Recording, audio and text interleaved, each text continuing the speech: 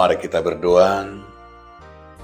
Kasih karunia dan damai sejahtera dari Allah Bapa dan dari anaknya Tuhan Yesus Kristus menyertai kamu sekalian. Amin. Shalom Bapak Ibu, saudara-saudara sekalian di dalam nama Tuhan Yesus Kristus. Sebelum kita melakukan aktivitas kita, marilah kita mendengarkan firman Tuhan yang tertulis dalam kitab Lukas 6 ayat 21. Berbahagialah hai kamu yang sekarang ini lapar, karena kamu akan dipuaskan. Berbahagialah hai kamu yang sekarang ini menangis, karena kamu akan tertawa. Mertua mahamu aka nama lenuaing, ai sipabusuro doham. Mertua mahamu aka natangis noaing, ai mekel mahamu. Ido saha. Saudara-saudara dalam nama Tuhan Yesus Kristus, saya membuat judul renungan kita hari ini adalah berbahagia. Pasti semua manusia mau hidupnya berbahagia. Semua mengidamkan kebahagiaan itu. Tapi apa arti kebahagiaan itu menurut kita? Karena banyak orang berpikir kebahagiaan itu adalah uang jika banyak, jabatan jika sudah memiliki harta yang banyak. Apakah benar seperti itu? Saya yakin belum tentu. Tapi disinilah Yesus mau menyatakan kepada kita, berbahagialah. Bahkan mungkin terbalik menurut kita. Ini salah satu khotbah Tuhan Yesus yang luar biasa bagi orang-orang percaya.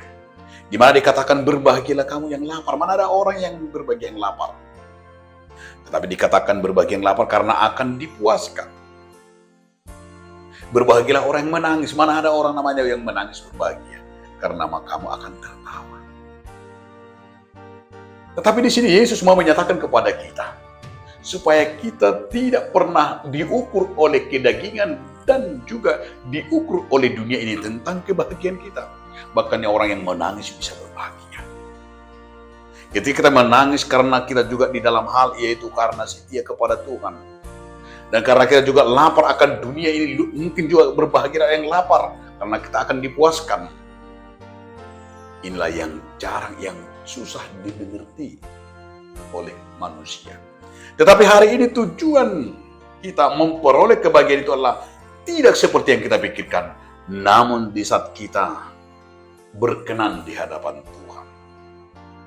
Di saat kita mampu menguasai hati dan pikiran kita.